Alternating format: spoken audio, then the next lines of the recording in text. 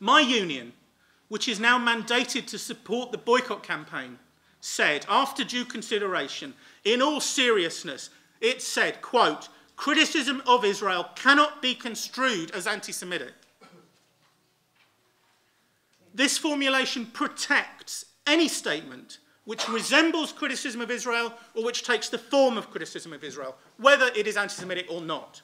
In UCU, anti-Semitism which takes this form is now explicitly exempt from normal anti-discrimination policy.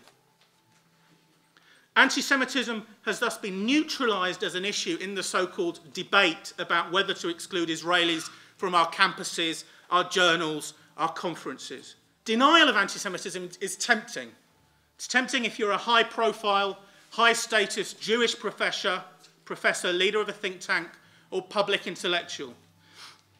It is tempting because if you were to admit that there was a contemporary threat of anti-Semitism and that it was centred in your own rather nice part of the world, amongst Guardian and independent readers, in the humanities departments, in the trade unions, in the anti-racist left, then you would have to recognise that your comfort and status, personal, political and professional, was much more fragile than you had assumed.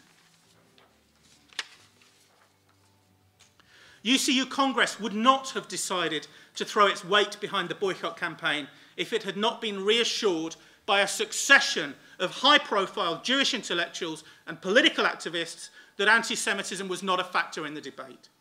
Ironically, some Jews who are on the left are now echoing the traditional Jewish, English, conservative approach to anti-Semitism.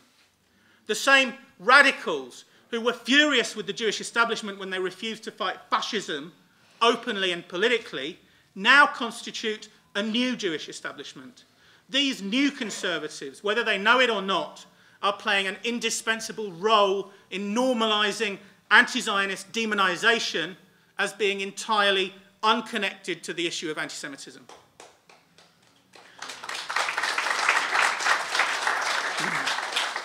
When respected intellectuals and well-liked celebrities on the British left stand up and reassure the intelligentsia in this country that there is no problem, and when they do it collectively through groups like Independent Jewish Voices, and when they do it as a Jew, we cannot be surprised that people take their assurances seriously.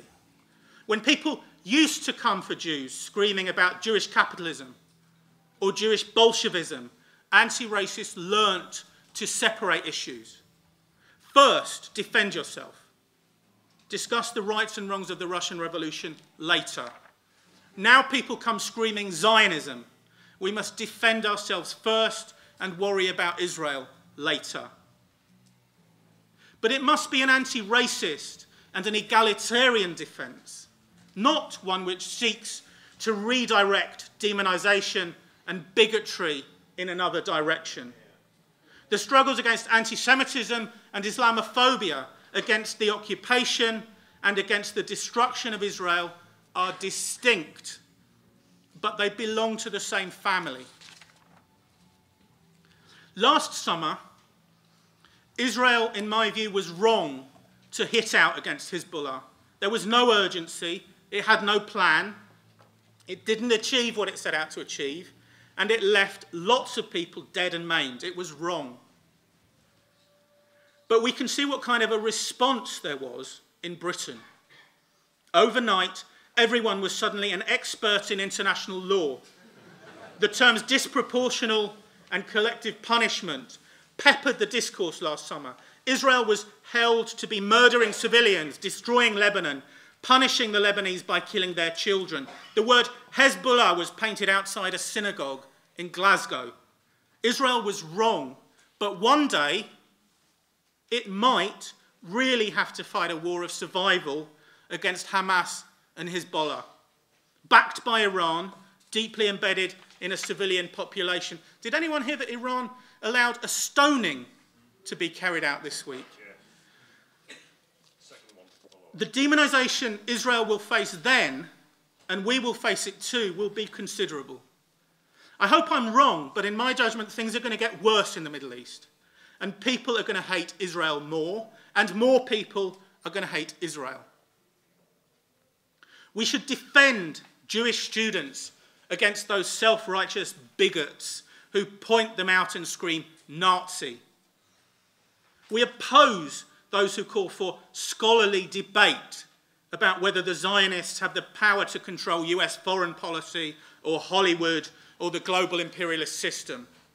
We refute the accusation that we are against free speech because we don't want to debate whether or not Israel is an evil on the planet.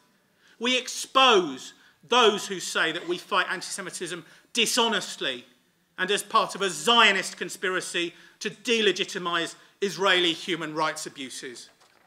Sorry, to delegitimize criticism. If we are not successful, then there will come a time when there will be a constituency in Britain and further afield too, which will be ready to embrace the message that the problems of the world are caused by the Jews. And we have seen recently little flashes, little previews of how plausible, apparently credible intellectuals and ideologues will lead that constituency. Thank you very much.